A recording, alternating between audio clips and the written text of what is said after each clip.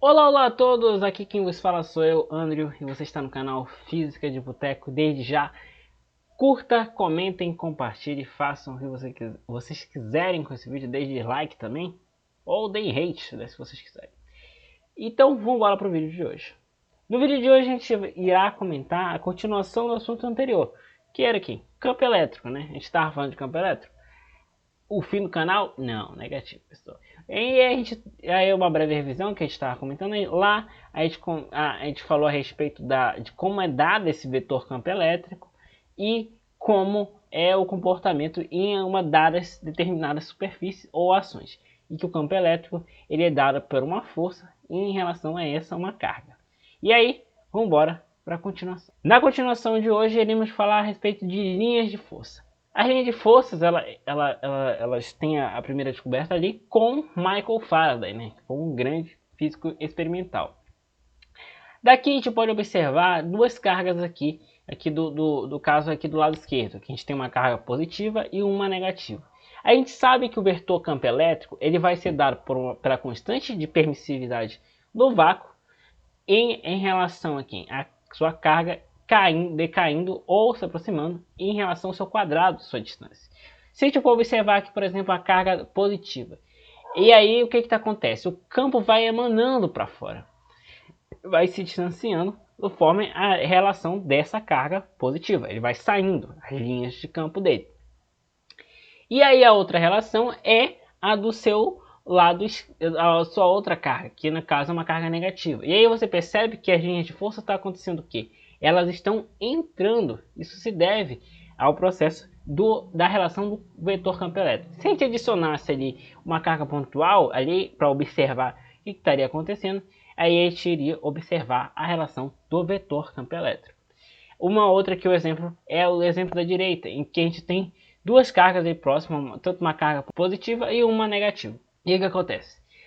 Uma está entrando e a outra está saindo, né? Como a gente pode observar. Mas aí o que acontece? Elas vão divergir e convergir em dadas situações. Isso se deve à proximidade entre a relação das duas cargas. Se a gente fosse aplicasse na relação da intenção do vetor campo elétrico, a gente poderia observar essa situação.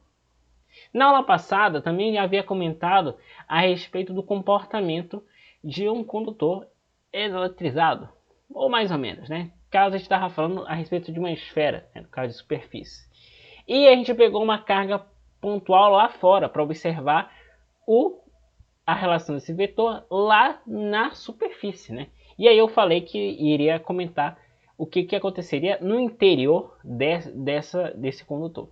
No caso, aqui se a gente fosse observar, aqui a gente já coloca que o campo elétrico no interior de um condutor é nulo e que a carga se distribui na sua superfície, ou seja, o campo elétrico dentro é zero. Isso se dá devido ao quê? Ao chamado equilíbrio eletrostático. É o comportamento em que se economiza, aí tem a economia de energia dentro da natureza, né? A gente entra lá de novo no princípio de superposição e o comportamento da natureza por si só.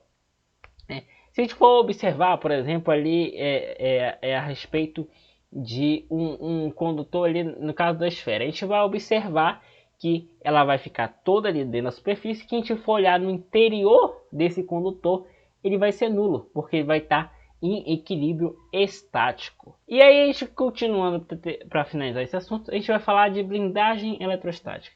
A gente sabe que dentro de um condutor é nulo lá dentro. E o que acontece? A gente pode observar aqui o exemplo da gaiola de Faraday, né? Aqui eu estou dentro de um telefone, entro dentro do elevador. O que acontece?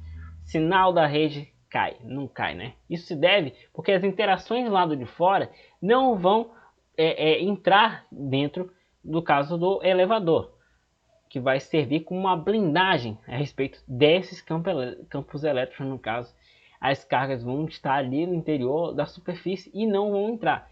A gente vai fazer um exemplo, o experimento a respeito da gaiola de Faraday nas aulas de experimentos, né? Então vocês vão observar direitinho esse experimento. E o outro experimento é a respeito do para-raio, né?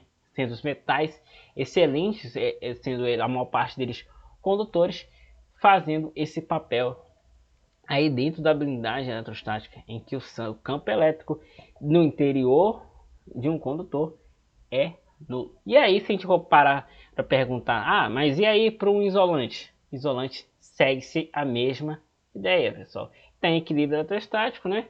Então, não vão bater muito cabeça com essa pergunta. E por isso, a gente se encerra o vídeo de hoje. Agradeço a todos e até a próxima. Antes, sem deixar a frase motivacional para vocês aqui. Nada está perdido, pessoal. Nada mesmo. Então, fechamos o vídeo de hoje. Falou, obrigado, até a próxima.